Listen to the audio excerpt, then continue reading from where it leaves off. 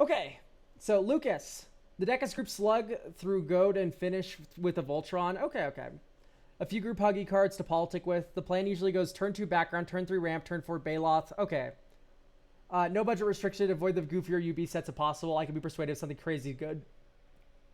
The deck has something of a targets on the back in my regular play group because they think it's annoying. This rules. My problem tends to be finishing the game, especially since the deck is quite slow and the last player tends to be a struggle.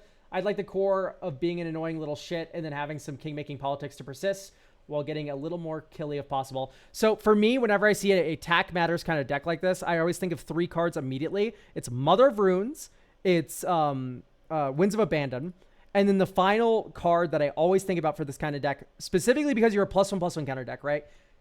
When this creature enters the battlefield at the beginning of your upkeep, each player may put 2 counters. So you can run Sigarda's Summons is the final card that I would recommend to you. Creatures you control with counters on them are fucking 4/4s, have flying and are angels. Just kill them. Just explode.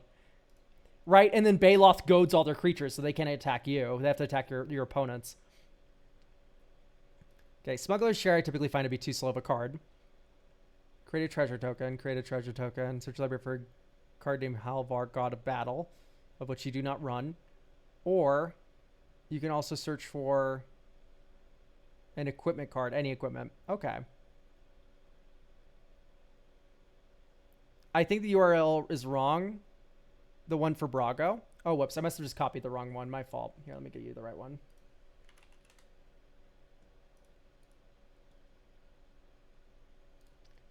Dink. Dink, dink. There you go.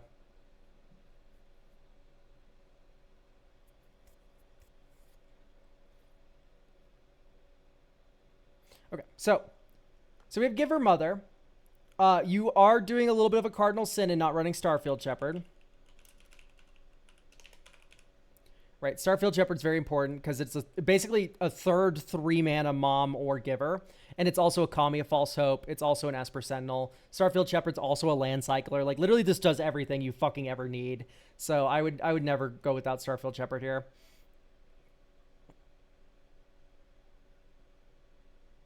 Okay, I'm literally vibing with everything else, though. I'd say Blast Furnace, Hellkite, or Gisela are the only 2 where I'm like, if a source would deal damage to an opponent or a permanent opponent. Oh, it does help. Oh, so, okay, literally this is like everything. Okay. I would cut 1 of these. I don't think you need 4 of these effect. It's probably the Hellkite. I know it can emerge. Oh, it can emerge from like an artifact, though. That is kind of awesome. I still think it's just better to run the cheaper cards. Why didn't I get one? I think I should have linked all the decks today. After I finish a deck, everyone gets linked. Did you not get your Doomsday deck linked to you? Because I try to link all of them after I make them. I literally did link it, Unreclusive. I linked that twice for you. That much I know. I hope I linked to the right deck twice. Yeah, it's right here. Blind. I see. I literally linked it twice. I scrolled up in chat. It was there.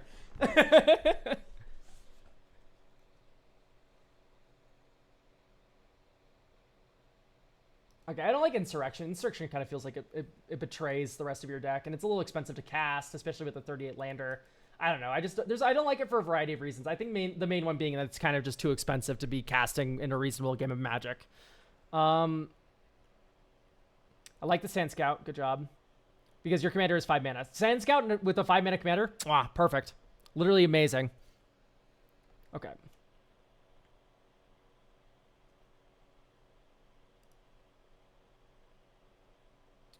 So I got Sigarda Summons in here. I got the Starfield Shepherd for Giver Mother. And then we need the Winds. Right, Winds of Abandon once again. It's 2 mana, remove a creature in the early game. If someone played a Drannith Magistrate and locked Baloth away forever, you're able to answer it. Late game, your board's super wide, fucking kill them. You just like literally 6 mana. All your blockers are gone. Kill you with my wide board and Gisela and shit, right? I would probably also consider probably over Teferi's Protection even, a Flare of Fortitude. It's hard to hold up mana in this deck, I'm noticing. Because it's like, we go 1 drop, we go 2 drop, We go 3-drop, right? Sand Scout's a 3-drop. And then you go Baloth. And then, so notice that we're fucking tapping out every turn. What that means is I want you to have a spell that you are able to cast to protect your board without actually needing to, like, spend mana on it. Same thing goes for a Selfless Spirit, right? Selfless Spirit comes down and protects your board in the future. That's a good line of play. Boromir does a very similar thing. Comes down right now, but later it protects your board. I see the Flawless Maneuver already in here. Very good. Generous Gift, once again, we're tapping out every single turn for these plays. I would rather run these 2-mana, 1-mana removal spells over the 3-mana Stroke of Midnights of the world, because it's going to be hard to weave that interaction in. These instants mean nothing if you have 2 mana open, whereas a Thraben Charm would mean everything. I don't really know if I like Seething Song. It seems like rushing out Baloth would be pretty ill-informed, so let's just add the Thraben Charm over that one. Right, Thraben Charm, hello. It does damage equal to twice the number of creatures you control to target creature, so if you have at least 2 creatures, you can kill most things. You can destroy an enchantment or you can exile any number of graveyards. Love this card. It's cheaper than Generous Gift. Sometimes it's even more flexible than Generous Gift. Chaos Warp I'm going to cut. Probably for a... Okay, I like that you're running 3 rocks. I think this is too expensive to counter double. That makes sense. Curse Mirror makes sense. Glittering Stockpile Spile makes sense. Hourglass of the Loss.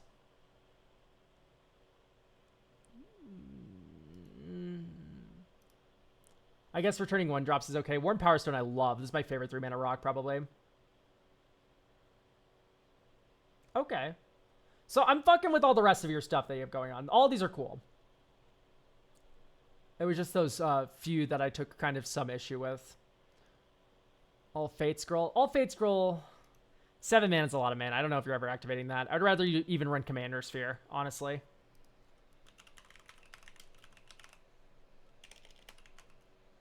So Commander Sphere. Like, honestly, just not that bad. It's okay. I would like to maybe see you on a,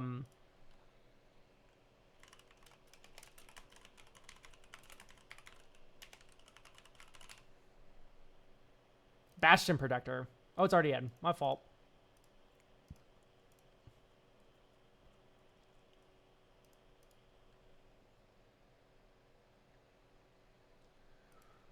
We could do Mizium Mortars as well. This is another one of these like Wind of Abandon type cards. It does 4 damage to each creature you don't control if you pay 6 mana, or you can just blow up one thing for 2.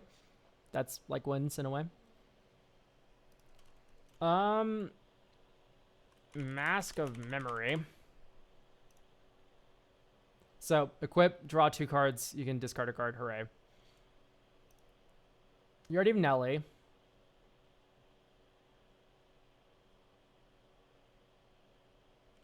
What's another good like card draw engine for these Goad decks? Hilda's Crown of Winter. 3 mana. It's a tapper. It's an icy manipulator. It kind of sucks. But then you can pay 6 mana total to draw a card for each tapped creature your opponents control, which is absurd because all of your creatures your opponents control are going to be tapped because you're goading them. All right. I want to give this a shot now. Okay, we have Arid Archway. Let's try this out. There's an angel that draws when your opponents get attacked. It draws for them. You're thinking of Fireman Commando, which doesn't work the way you want it to. Whenever you attack with 2 or more creatures, you draw a card. And then whenever a player attacks with 2 or more creatures, if they draw a card, none attack you. That's different. The Boros Queen.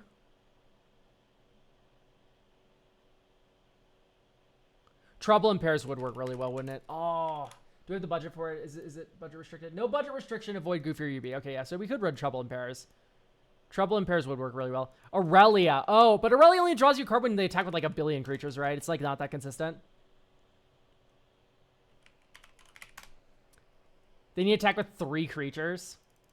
Like, I just don't know if that's going to happen that frequently. I think you're going to go with, like, 2 to 3. Like, yeah, you might get a card draw off 1 or 2. But, yeah, it's like 5 mana. Ugh. 5 mana competes with our Commander, too. I'm just not a big fan. Whereas Trouble in Pairs can come down, and then this comes down. And then Trouble in Pairs starts drawing you cards, right? This is a good curve.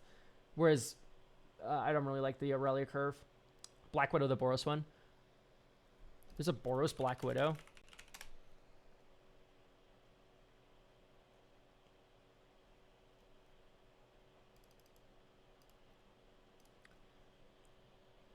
Yeah, we can't do it UB, but either way, I'm just not that into that card anyway.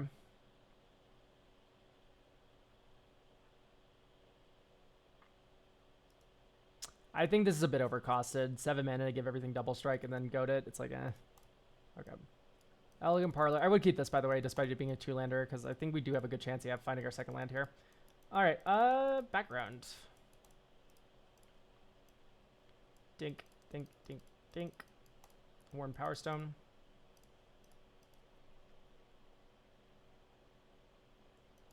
One, two, three. Commander Sphere.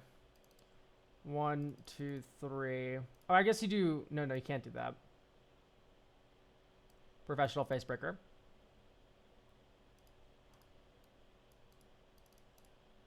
It has menace, so there's a good chance it gets through.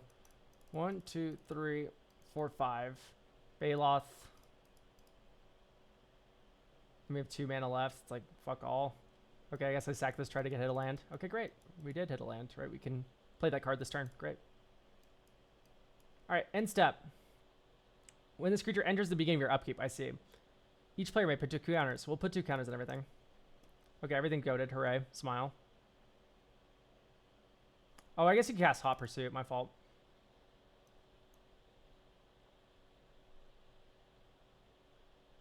All right. Next turn. Huzzah. And you can flawless maneuver to protect your board. Okay, we missed the land drop here, but like really don't feel one creature, not all. Weird, because I see a 4-power thing in play, and it says that creatures our opponents control with less power than Baloth, and it's turn 6, and it's about to get bigger. So I'm going to say just about everything that fucking matters is getting goaded right now. Noble Heritage, I mean. Oh, only one creature? Okay, great. Oh no, Professional Facebreaker doesn't have counters on it. The Nightmare. It doesn't matter.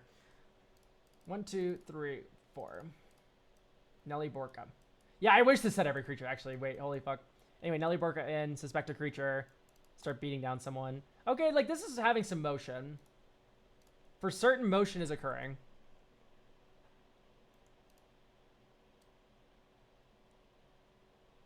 Do we need the Orzhov Advocus when we have it in the Noble Heritage? This is just slower in like every way.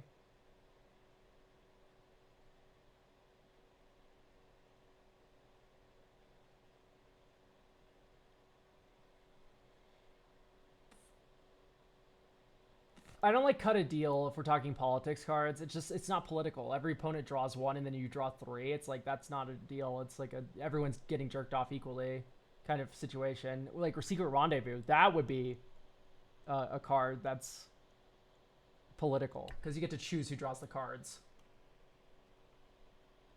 I generally like Blacksmith Skill. Generally.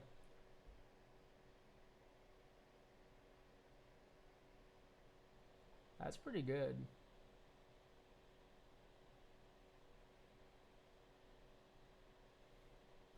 I think I'm going to put a Kabira Takedown in your deck.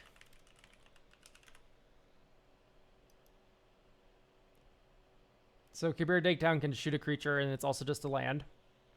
I don't think you read me. What about Oxdrover?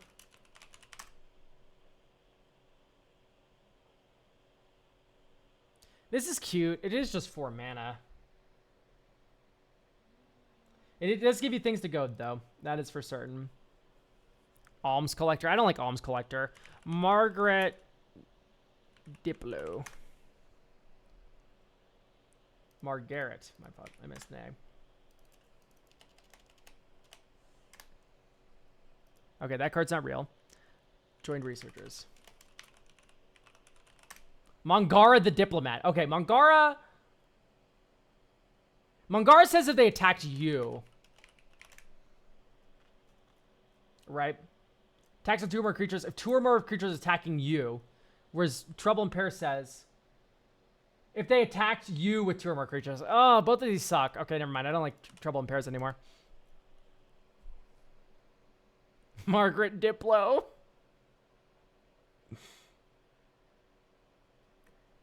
Yeah, Joint Researchers is interesting. It's just, we already have our 2-drop kind of filled by Noble Heritage. So I think I'd rather just run Secret Rendezvous straight up. Or you could do your Temples under attack.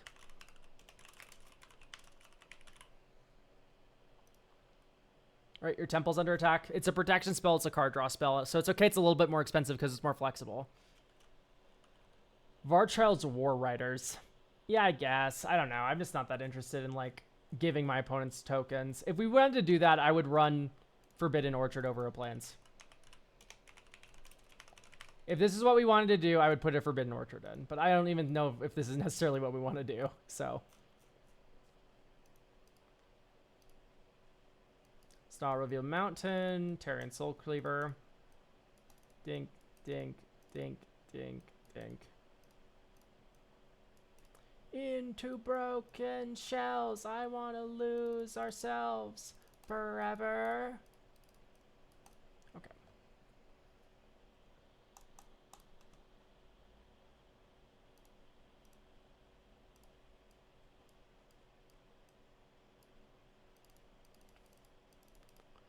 Baloth, 1, 2.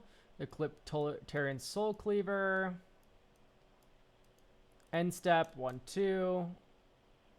And then also 1, 2 from Noble Heritage. Oh my god, a 6/9 Baloth Baratil. Anyway, basically everything should be goaded on turn 4 right now. We have 2 treasures. No, I've used them. But thank you for trying to backseat me, David. As per usual. Godspeed. One day you'll hit me with the truth nuke that I cannot ignore. Okay, we'll search the library for any equipment. David Boost, thank you for becoming a channel member on YouTube, by the way.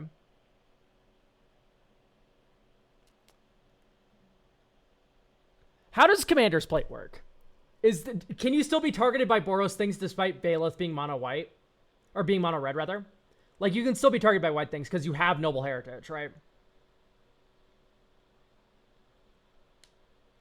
It's Boros, yeah. Okay, okay. So I'd probably get Hammer of Nazan then.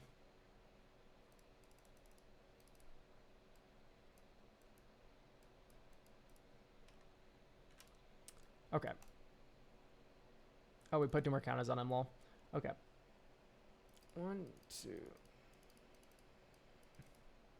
Dink, dink, Sunforger.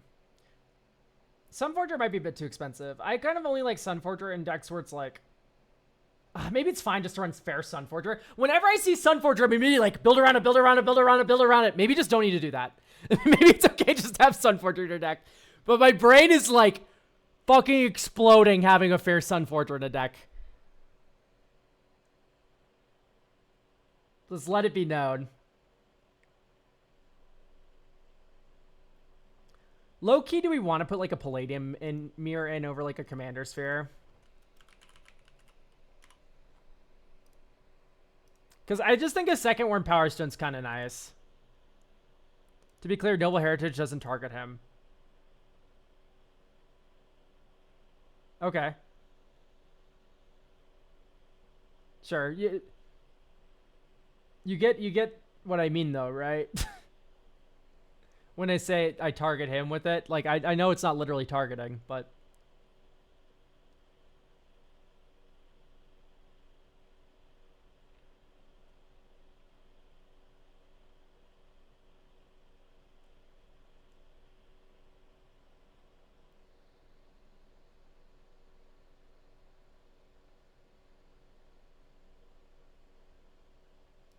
I don't know if I like Jesk as well. It feels like Baloth doesn't come down until later.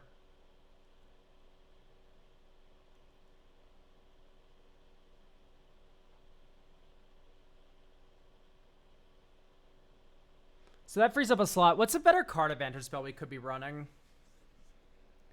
The Commander's Plate doesn't prevent the counters anyway.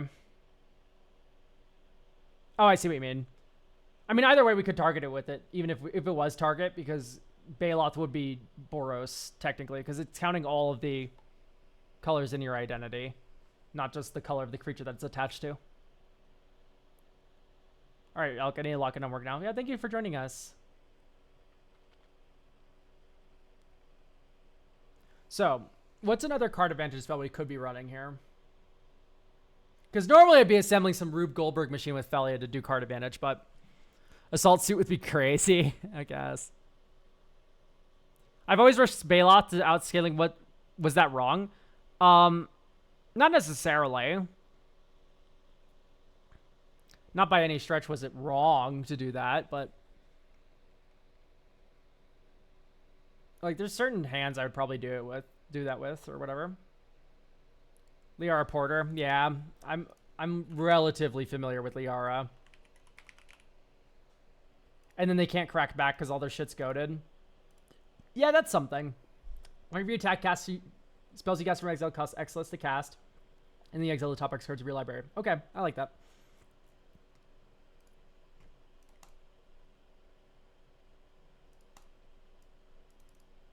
Plains Mom. Oh, this can enter untapped. Okay, great. Noble Heritage. Italian Soul Cleaver. Let's just develop Duelist Heritage. Get a little political with it. Wow, very slow opening hand here, but what can you do? Hey, look, we only have one creature. Luckily, slow hand's totally viable because we do just have Mom in play. Anyway, Promise of Loyalty. Here's my vow counter on my Mom. Because Mom can just block all day. At least she blocks the biggest thing ever, every single time, and Duelist Heritage might encourage opponents to attack other opponents. Okay.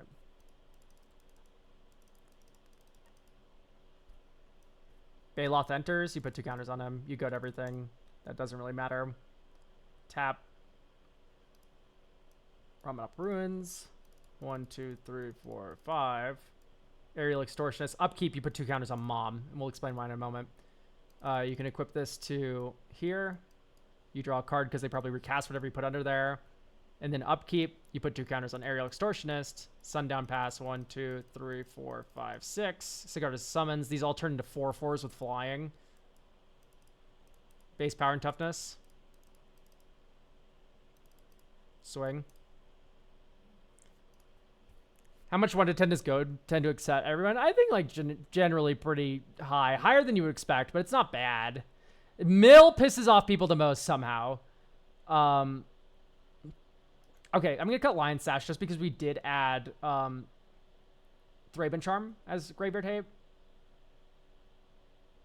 Okay, maybe Sigarda's Summon's a little too slow, especially since this doesn't put across your whole board the stupid card. I like Court and Ardvale plus Kami. That's fun. I think we should also be running a Self-Esquire. Right. Just 4 mana, it's a fog, and then it grows. And then you can Duelist Heritage attack with it after, like, Winds of Abandoning. Like, this gives you lines to win the game. I don't even understand why people hate Mill. Dude, it's because people are bad at the game. Let's be honest. It's because a lot of Commander players are just not very good at Magic the Gathering. And so they see cards going into the graveyard and like, I would have drawn that! No! And it's just like, most of the time, milling a card is like drawing it for like a lot of decks.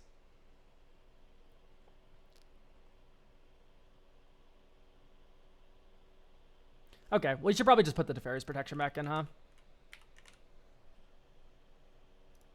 But what I focused on here was mainly giving you protection that could protect your plays in future. You already had Giver Mother, but adding the Starfield Shepherd helps. Adding the Selfless Spirit helps. Adding the Boromir helps in the future. And then also ones that are free, like Flare of Fortitude. You're already running Flawless Maneuver, but Flare of Fortitude, you have a lot of white creatures that are non-token that you can sack and then protect your old board.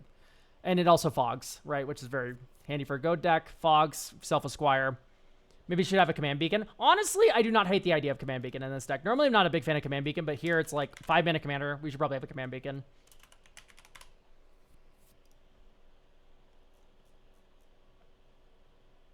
Just Esper Sentinel.